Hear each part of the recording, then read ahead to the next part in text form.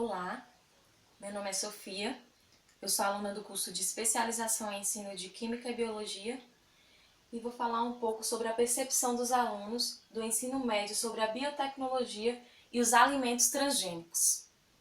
Bem, para falarmos de biotecnologia, é interessante também falarmos sobre a história, né? O emprego de meios biológicos de produção teve início no Neolítico, quando o homem deixou de viver exclusivamente do extrativismo e começou a plantar e criar animais.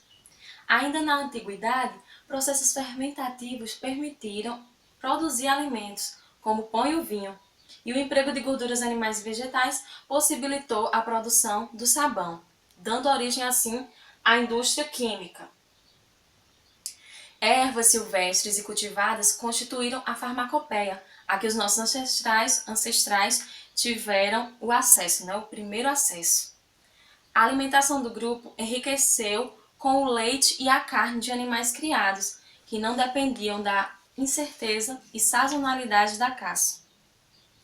O emprego de fibras vegetais e animais inaugurou a tecelagem artesanal e introduziu uma razão extra para o plantio e a criação, não mais destinados exclusivamente à alimentação do grupo tribal. Atualmente, os meios de comunicação têm divulgado inúmeras descobertas atribuídas ao uso de tecnologias avançadas associadas à biotecnologia, alimentos transgênicos modificados geneticamente, clonagem e tantas outras descobertas associadas ao tema predispõem a cada dia a necessidade de se saber pelo menos do que se trata tal tecnologia, porque poucas pessoas sabem o que é a biotecnologia, né? Então é importante saber, porque está presente nos nossos dias, no nosso dia a dia. Os parâmetros curriculares nacionais para o ensino médio, os PCNs, de acordo com a Lei das Diretrizes de Base da Educação Nacional, sugeriram metodologias educacionais e disseminaram visões atualizadas da biologia, especificadamente no tocante à genética. A gente vê que nas escolas isso não é tão trabalhado ainda, né? E é importante falar isso na escola. De acordo com as orientações curriculares para o ensino médio, cabe ao professor estimular o aluno a avaliar as vantagens e desvantagens dos avanços das técnicas de clonagem e manipulação do DNA, considerando valores éticos, morais, religiosos, ecológicos e econômicos. Entende-se por biotecnologia ao conjunto de técnicas que envolvem a manipulação de organismos vivos para a obtenção de produtos específicos ou modificação de produtos. A biotecnologia também utiliza o DNA em técnicas e o DNA recombinante. A área de conhecimento da biotecnologia.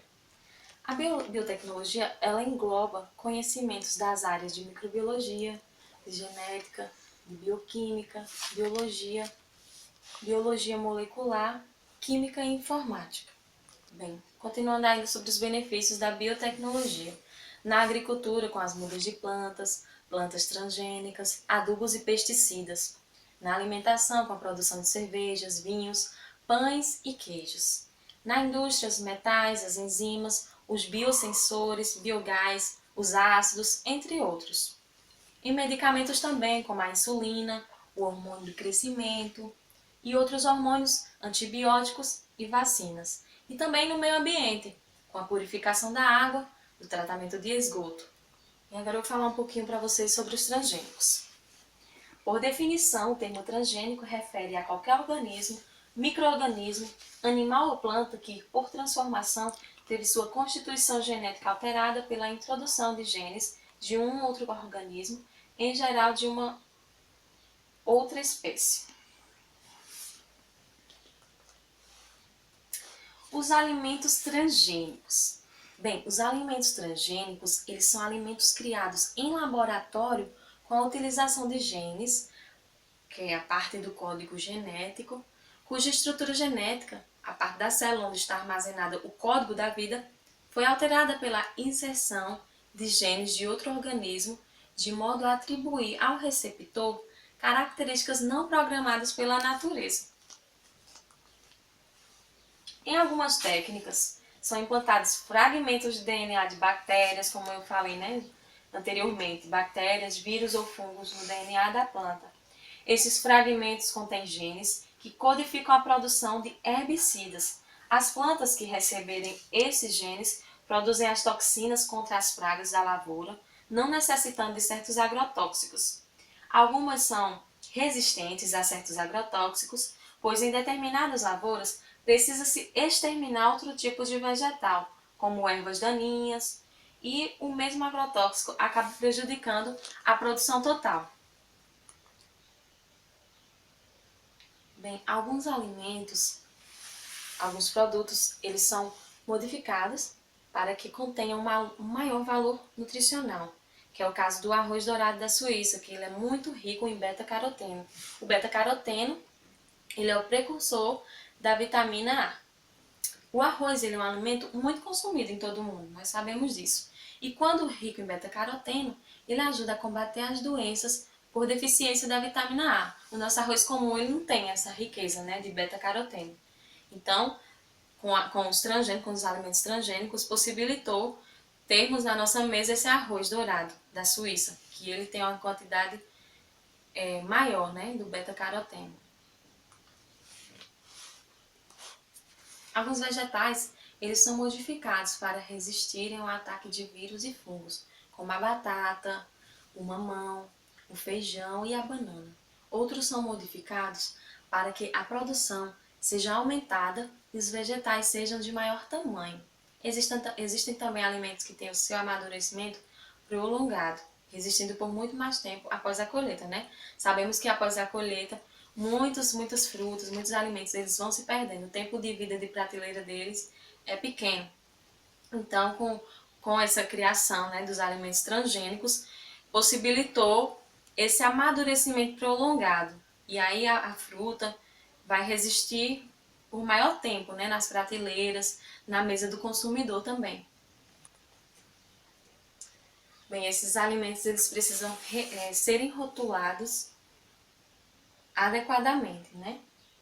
Porque o consumidor, ele tem que saber se está consumindo um alimento transgênico ou não. E aqui é o símbolo, quando o alimento é transgênico, tá aqui o óleo de soja, né? Ele é um transgênico, tá lá bem pequenininho, ó, no cantinho, esse símbolo. Bem, eu vou falar os pontos positivos dos alimentos transgênicos. O aumento da produção de alimentos, a maior resistência e durabilidade na estocagem e armazenamento, que eu falei anteriormente também sobre isso já. A melhoria do conteúdo nutricional, desenvolvimento de nutricênicos, alimentos que teriam fins terapêuticos. Essa parte aí do conteúdo nutricional também já falei, né? Que foi sobre o arroz suíço. E o desenvolvimento de espécies com características desejáveis. Alguns pontos negativos. O aumento das reações alérgicas. E apesar de eliminar pragas prejudiciais à plantação, o cultivo de plantas transgênicas ele pode também matar populações benéficas como abelhas, minhocas e outros animais de espécies de plantas. E também isso vai acarretar em alguns problemas, como também o desequilíbrio na cadeia alimentar e também o empobrecimento da biodiversidade. O desconhecimento das consequências da utilização dos alimentos geneticamente alterados ao longo prazo. Cresce o número de pesquisadores em educação que se dedicam a investigar como ocorrem os processos de aquisição de conhecimentos pelos estudantes. Essas informações elas são de grande valia para a reflexão, tanto da prática pedagógica vigente na maioria das escolas e orientar também futuras ações docentes e discentes. Todavia é imprescindível refletir sobre o modo pelo qual a criança, em processo de aprendizagem escolar, se apropria de conceitos científicos. Sobre essa questão, Vygotsky